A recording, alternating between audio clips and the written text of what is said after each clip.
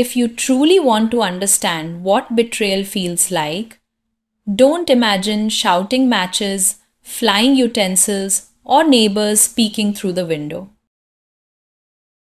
Imagine this instead: waking up one morning in Jaipur, believing your marriage is imperfect, but safe only to realize, weeks later, that every smile in your home was a lie, every silence was a trap, and the only person who ever saw you, truly saw you, was the one the whole family claimed was broken. My name is Aarohi, and before my life cracked open, I honestly believed I was strong.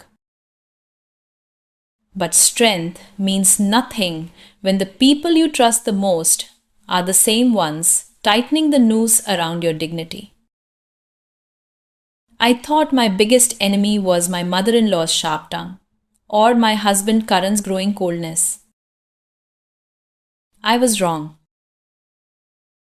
My real enemy was the lie I forced myself to live with. Because the day my in laws left for a family trip without me, leaving me behind with my silent, wheelchair bound sister in law, was the day everything I knew about love, loyalty, and family burned to ash. And if you're listening to this, stay with me till the end. Not because this is just another family story, but because what happened next changed not only my marriage, but my entire understanding of what a woman must become when pushed into fire. If you've ever felt invisible, unheard, or replaced, this story is for you. Tell me where you're listening from. Your courage might help another woman today. People often say love enters your life quietly, like a warm breeze through a half open window. For me, it arrived like a monsoon shower in the middle of Rajasthan summer. Sudden, refreshing, impossible to resist. I met Karan at a charity event in college. The hall was packed, the lights too bright, and my social anxiety was climbing like a monkey up a mango tree. Then he stepped onto the tiny stage with a guitar.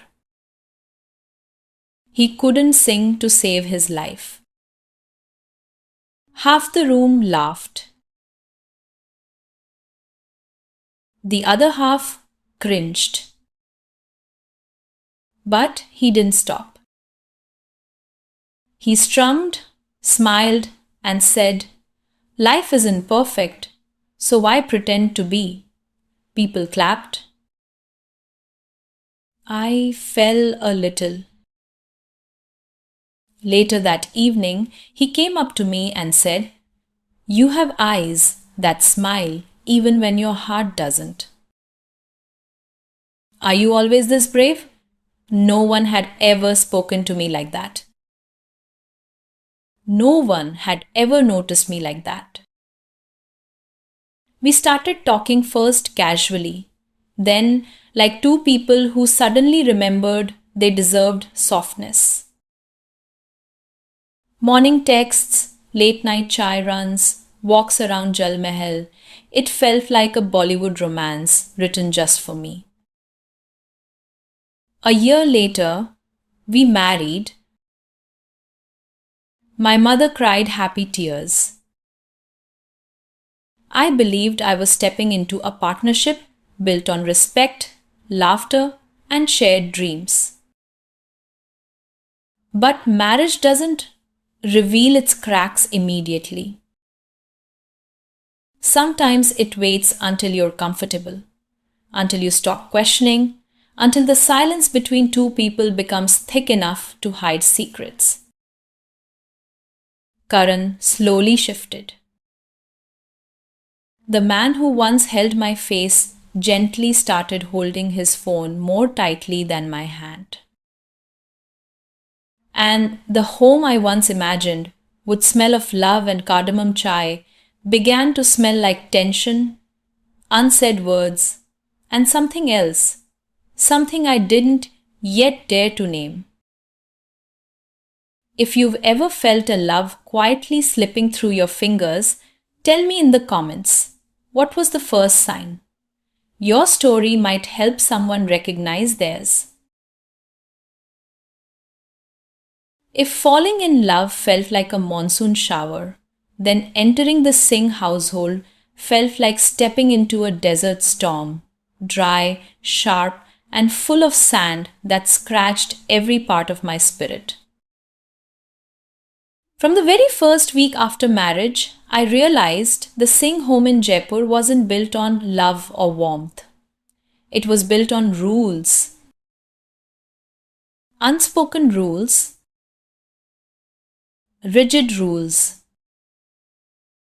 rules that applied only to the daughter in law. My mother in law, Mrs. Kavita Singh, ran the house the way a strict headmistress runs a boarding school. Towels must be folded horizontally, never vertically. Dals must simmer exactly 12 minutes, never 11, never 13. And a daughter in law must never talk back, never sigh too loudly, never appear tired, and absolutely never expect affection. The only person exempt from this silent dictatorship was Meher, my two-year-old sister-in-law, who everyone insisted was fragile. The girl who could neither walk nor speak properly after a fever years ago. But the first time I looked into her eyes, I didn't see fragility. I saw awareness deep, quiet, observant. She communicated with tiny drawings, little sketches of kites, birds, flowers, and sometimes a woman with a cracked heart. I used to think she was drawing herself. I didn't know she was drawing me. Meanwhile, Karan had already started slipping into another version of himself. One who came home late, one who dismissed my words with a one who didn't notice when I served dinner or when I quietly removed his shoes from the doorway so his mother wouldn't scold me. Every evening, Mrs. Singh looked at me as if she were evaluating a product still within its return period. Stand straight. Aarohi, fix your dupatta. Why is auntie the roti perfectly round? Didn't your mother teach you anything? Her words didn't just bruise, they carved. But the worst part wasn't her criticism. It was the growing emptiness in Karan's eyes. He didn't defend me. He didn't question her. He simply let me drown in expectations I never agreed to. If you've ever lived in a house where silence hurts more than shouting, comment, I understand this silence. Your voice may give someone else courage. There is a particular kind of loneliness that only married women understand, the loneliness that grows not when you live alone, but when you live beside someone who has already walked away in his heart. That was the loneliness that slowly began swallowing me. It started with small things, Karan, forgetting to ask if I'd eaten his rushed goodbyes in the morning, the way he placed his phone screen down every time he sat beside me. But small things, when repeated daily, become storms. One night, I prepared his favorite lauki ki sabzi. He came home late, again smelled the food, and said, "Oh, that." Then he ate 2 bites, opened his laptop, and disappeared into work. Not once did he look at me. But Mrs. Singh noticed everything. She always did. She walked past the dining table, clicked her tongue, and muttered loud enough for me to hear. No wonder he stays out. Who would hurry home to this? Her words were sharp. But the silence from Karan was sharper. Meanwhile, Meher watched me quietly from her wheelchair, her eyes following me every time I wiped tears before anyone could see them. Sometimes she would slide a small drawing into my hand, a kite tangled in power lines, a bird trapped in a golden cage, a woman drowning in water up to her neck. I never asked what they meant.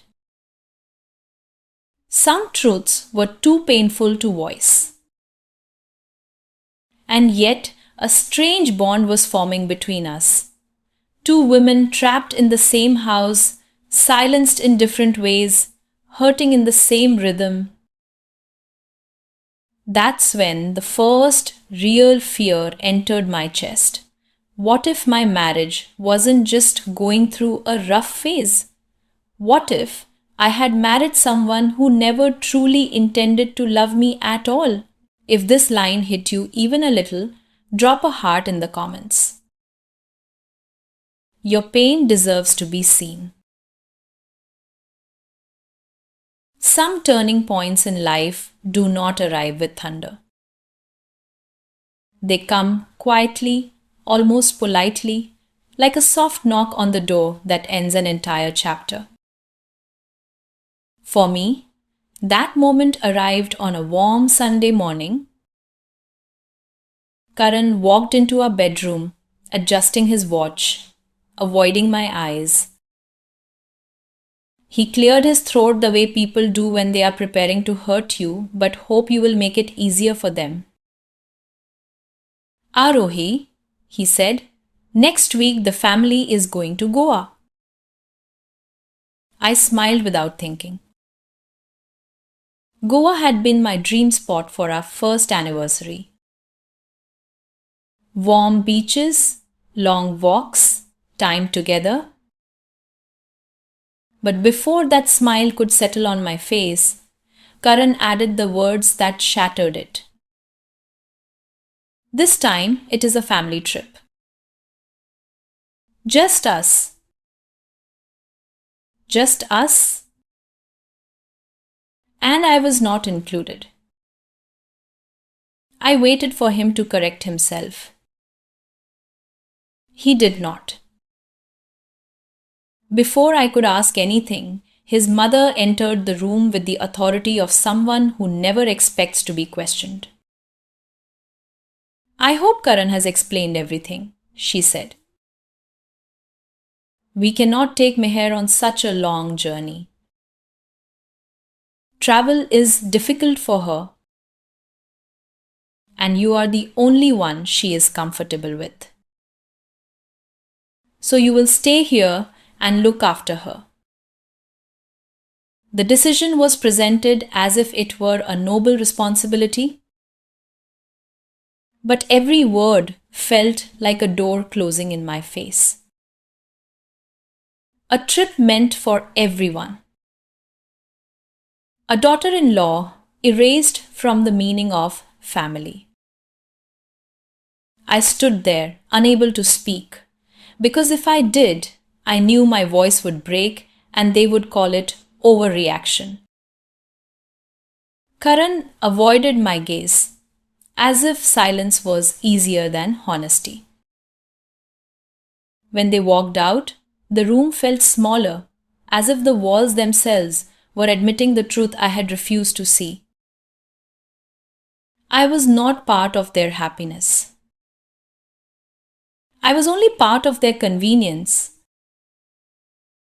If you have ever been treated like an outsider in your own home, remember this. Silence does not mean acceptance. It is simply the first crack before the truth begins to rise. Sometimes the truth does not reveal itself like a lightning strike.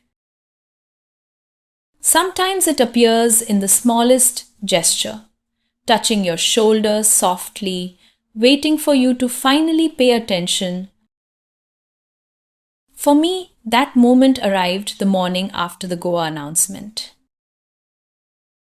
I walked into Meher's room carrying a tray of breakfast, still replaying every word Karan and his mother had said.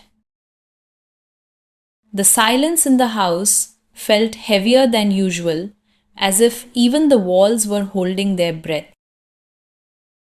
Meher was sitting by the window, her sketchbook resting on her lap.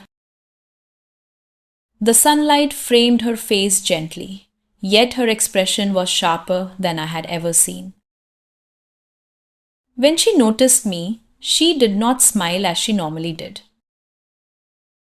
Instead, she tapped the edge of her sketchbook as if asking me to come closer.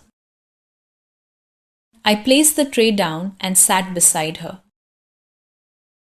She flipped the page, revealing a fresh drawing.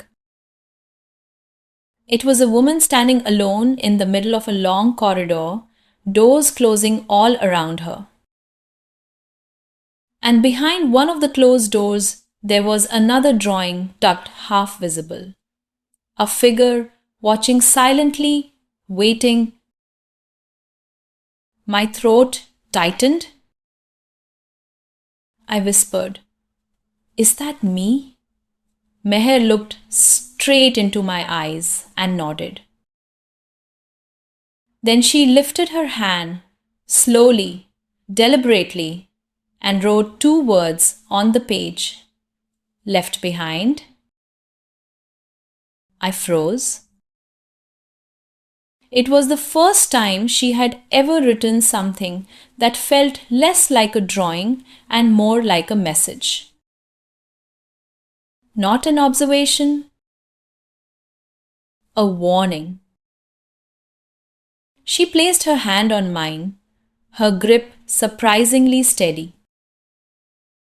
For someone supposedly fragile, her palms felt warm, confident, grounding. I wanted to ask what she meant, why she looked at me with such urgency, why her eyes were full of something that felt dangerously close to truth. But before I could speak, I heard footsteps in the hallway. Meher snapped the book shut, her entire body changing in an instant, shoulders slumping, eyes casting downward, the familiar mask of helplessness returning.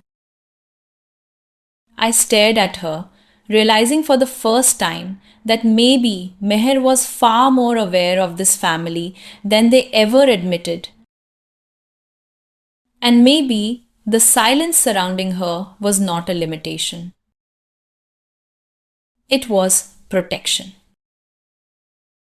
If you have ever sensed something was wrong long before you understood why, remember this moment.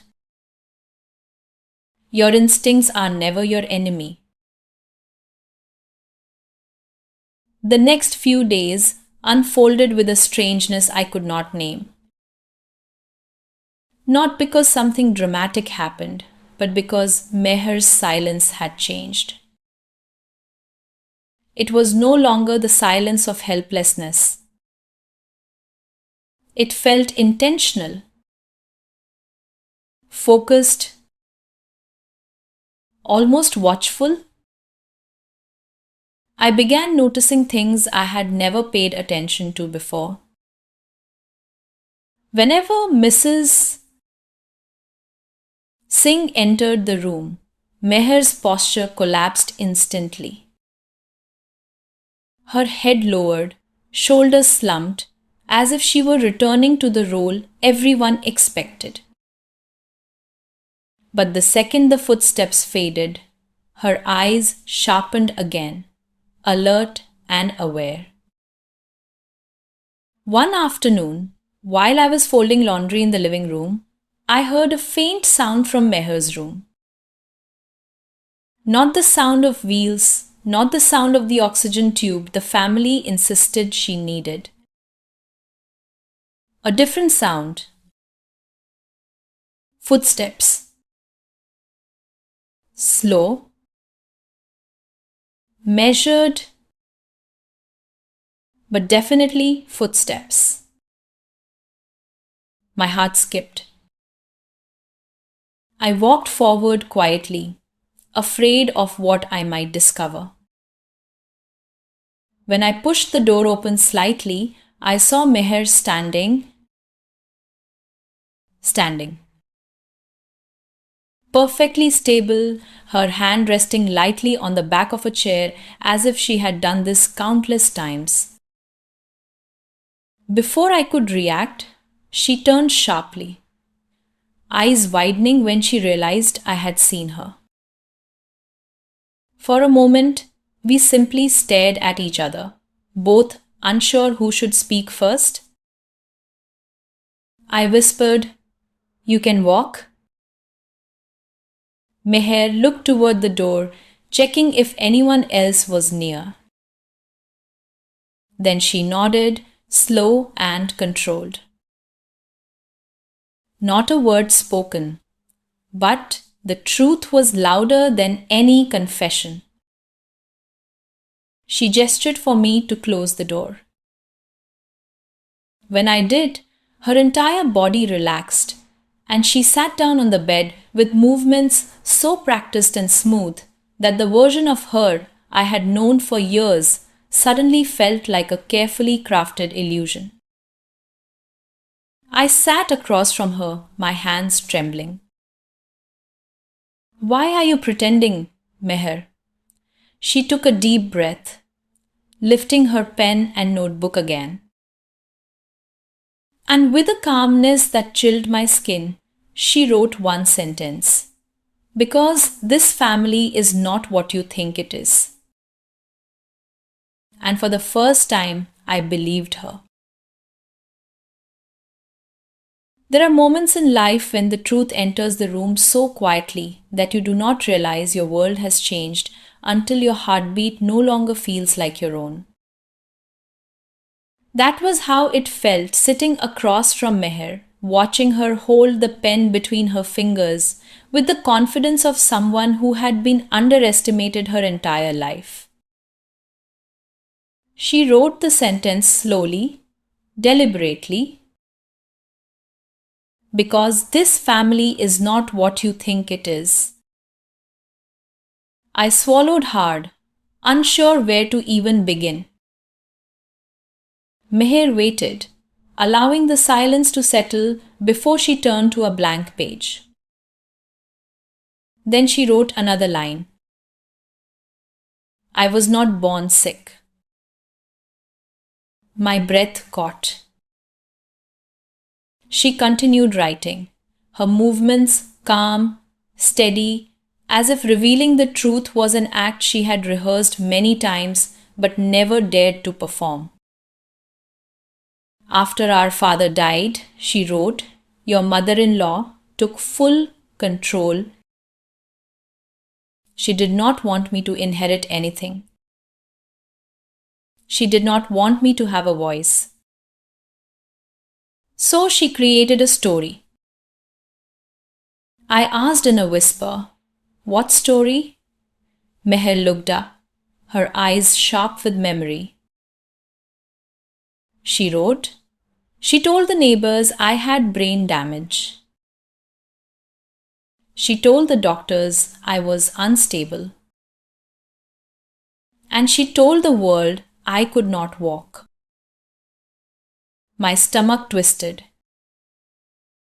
Every image I had of Meher, fragile and silent, collapsed like a tower built on lies.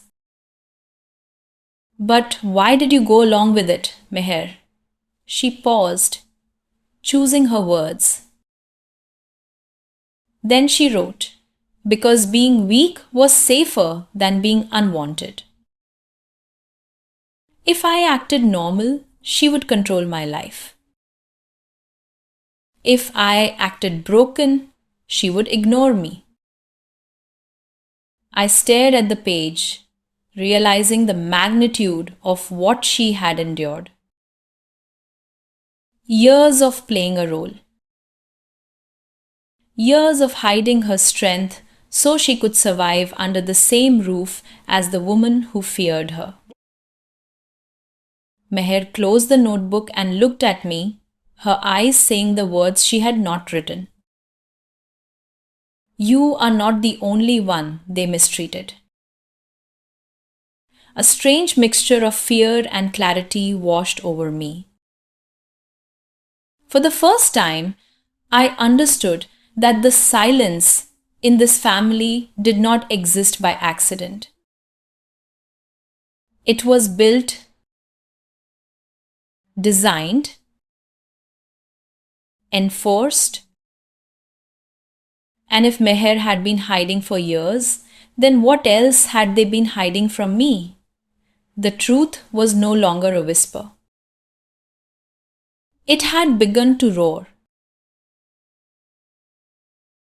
The night after Meher revealed the truth, I lay awake for hours, staring at the ceiling and replaying every moment of my marriage through a new and painful lens. Nothing felt the same. Not my home, not my husband, and certainly not the family I had tried so hard to please. By morning, I felt hollow, as if the world I had been living in was only a painted backdrop waiting to fall. When I entered Meher's room, she was already awake. Her hair tied neatly, her posture straight, her eyes alert in a way I had never seen before. Without a word, she opened her notebook and wrote a single sentence. Pack your bag. I blinked, unsure if I had read it correctly. Meher lifted her head and nodded, as if this were the most natural instruction in the world. Where are we going? I whispered. She flipped to another page and wrote calmly, Goa. My breath caught. Goa, the place I had been excluded from. The trip meant only for the Singhs. The trip where they would enjoy life while I stayed behind to serve their convenience. Why Goa? I asked. Meher answered with another line. Because truth must be witnessed, not imagined. She continued writing, her words firm and steady. They will not expect us. They think you will stay here and obey. They think I cannot move without them. This is the moment they are unguarded. The moment we see them as they truly are. A shiver ran through me. Not fear. Recognition. This was no impulsive rebellion. Meher had been waiting for years, watching, learning, preparing, and now she was inviting me into a truth that could destroy every lie the Singhs had built. I looked at her, this young woman who had played weakness to survive, and suddenly understood that strength does not always shout. Sometimes it whispers. When do we leave? I asked. Meher closed the notebook and finally spoke with her voice, soft yet unwavering. Today. In that moment, I realized my life was already changing and there was no turning back. Traveling to Goa with Meher felt nothing like the trips I had imagined with Karan. There was no excitement, no anticipation of romance or rest. Only purpose. A quiet, determined purpose that settled between us like a silent pact. We took an early morning train, blending into the crowd as if we belonged nowhere and everywhere at once. Meher kept her hood up, her eyes scanning the compartment with the precision of someone who had spent years learning how to hide in plain sight. When we arrived, Goa was everything I had dreamed of: warm breeze, swaying palms, the distant crash of waves. But none of it felt peaceful. Not when the reason for our journey was betrayal. The resort the Singhs had booked was large, luxurious, intimidating in its brightness. Couples walked hand in hand. Families laughed near the fountain. And somewhere inside that world of joy, my husband was living a life in which I had no place. Meher checked her phone, then pointed toward a restaurant near the pool. Her writing was brief. They will be there soon. We stayed hidden behind tall potted palms, the scent of chlorine heavy in the air. My heartbeat felt too loud, too exposed. Then I saw them. Karan, my husband, laughing, leaning closer to a woman I had never seen before. A woman whose hand brushed his shoulder as if it belonged there. Mrs. Singh followed behind them, smiling in a way I had never witnessed at home. Warm, open, as if her life had never held a single complaint. I felt something inside me shift, not anger, not grief, something deeper. A recognition of reality in its rawest form. This was not a misunderstanding, not a rough phase, not something that could be repaired. This was truth. And truth did not whisper today. It stood in the sunlight, laughing at a table set for a family that never considered me part of it. Meher touched my arm lightly, a grounding gesture. She wrote quietly, "You needed to see this. Now you will know what to do next." There comes a moment in every woman's life when she must decide whether to stay silent or to finally step into the fire and watch the truth burn everything that once held her hostage. For me, that moment arrived in Goa.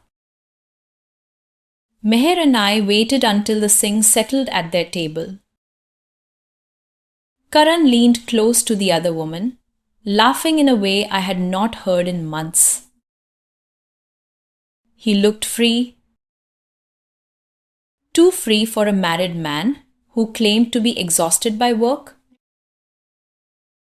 Mrs. Singh lifted her glass, her face glowing with contentment, as if the world had finally arranged itself to suit her. That was when Meher nudged me gently. "It is time," her eyes said.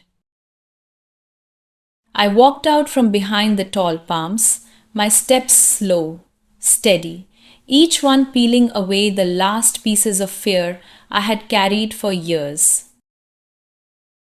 Karan saw me first. His smile died instantly.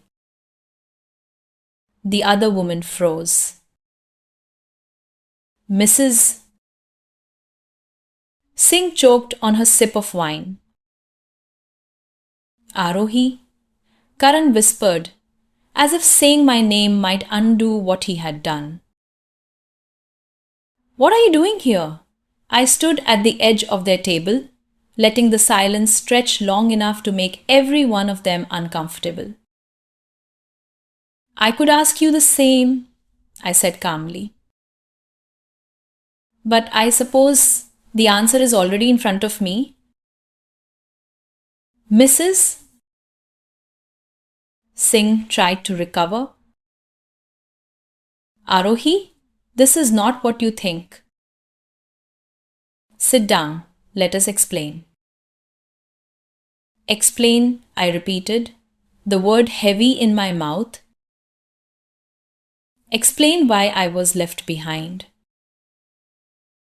Explain why you needed me to care for Meher while you travelled with another woman. Explain why the truth only seems to exist when it benefits you. Karan stood abruptly, his chair scraping the floor. Lower your voice, Aarohi. People are watching. Good, I said. Let them watch. For the first time, I no longer felt small under their gaze. I felt clear. Meher stepped forward then, walking openly, her posture strong and unhidden. Gasps echoed around the restaurant. Karan and his mother stared at her as if witnessing a ghost. Meher sat down at the table, eyes steady, and spoke softly to them, each word landing like a stone in still water. You taught me to hide. But you never taught me to stay silent. Everything that followed felt like the breaking of a dam. Years of lies rising to the surface, and none of them able to push it back down. The hours after the confrontation felt unreal, as if time itself had paused to let me understand that the life I thought I had was already gone. Meher and I returned to our room in silence. Not because there was nothing to say, but because some truths are too heavy to speak immediately. When the door closed behind us, I finally let myself breathe. A long, shaking breath that carried years of swallowed pain. Meher sat on the edge of the bed, hands clasped, watching me with a mixture of guilt and hope. You did not deserve any of this, she said quietly. Her voice was steady, no longer the fragile whisper the family had forced her to keep. Neither did you, I replied. For a long moment, we simply sat there, two women who had survived different versions of the same war. Then my phone buzzed. 3 messages from Karan. Aarohi, we need to talk. Come downstairs. Do not make a scene. Not once had he written, I am sorry.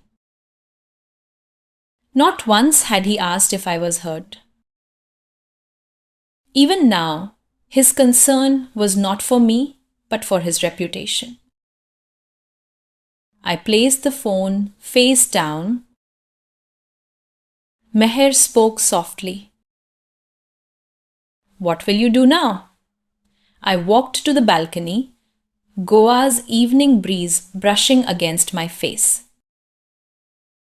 The laughter from the restaurant below drifted upward, like a cruel reminder of the world I had mistaken for home. For the first time, I saw my marriage clearly. There was no love left to save. Only duty, manipulation, and the illusion of belonging. I turned to Meher. I will not return with them. She nodded slowly, as if she had known this moment would come. I continued. I will go back to Jaipur tomorrow, but not to the Singh house. Only to gather my things. After that, I will meet a lawyer. This ends now. Something like relief flickered across Meher's face. Not relief at my decision, but relief that someone was finally choosing themselves in a family built on fear. That night, for the first time in years, I slept without feeling trapped. Leaving a marriage is not the end of a life. It is the beginning of one you finally choose. Returning to Jaipur felt strangely quiet, as if the city itself knew I was coming back not as a wife, not as a daughter-in-law, but as a woman who had outgrown her cage. Meher stayed behind in Goa, insisting I should face the house alone. This is your closure, she said. Not mine. When the taxi stopped in front of the Singh residence, I stood for a moment, looking at the house that had once felt like a test. I kept failing no matter how hard I tried. The front door was unlocked. I stepped inside. Mrs. Singh was waiting in the living room, her posture stiff, her expression composed in the way people look when they know they have lost control but refuse to admit it. Aarohi, she began, sit down. We must discuss what happened in Goa. There is nothing to discuss, I replied. She blinked, startled by the firmness in my voice. For the first time, I was not bending myself into a shape she found acceptable. Karan came down the stairs then, eyes tired, jaw clenched with a mixture of fear and resentment. Aarohi, do not do anything impulsive. We can fix this. We can try again. Try what? I asked. Pretending, repeating the same lies, living in a family where the only person who ever saw me was the one you kept hidden. Mrs. Singh straightened her sari. You are overreacting. Every marriage has difficult moments. This is not a moment, I said. This is a pattern. Silence stretched, heavy and unavoidable. I walked past them, up the stairs, to the room that had never felt like mine. I packed only what belonged to me. Not gifts, not memories, nothing tied to their approval. When I came down, Karan stood blocking the door. You are really leaving? Yes. You will not survive without us, he said quietly. I met his eyes. I already have. I stepped out into the sunlight, closing the door behind me for the last time. For the first time in years, the air felt like it belonged to me. In the weeks that followed, my life did not suddenly turn magical. There were days I woke up unsure, days I felt the weight of everything I had walked away from. But there was also something new, something steady, something I had not felt in years. Choice. For the first time, my steps were my own. My voice belonged to me. No one else decided the shape of my days or the worth of my existence. I moved into a small flat near my old college. Started taking on work I enjoyed. Learned the quiet beauty of living without fear. Meher visited often, her smile no longer guarded, her laughter no longer borrowed. One evening, as we watched the Jaipur sky turn gold, she said, "You saved yourself, Aarohi." And I finally understood. Leaving a home built on lies is not the end of a story, it is the beginning of a life you choose with open eyes.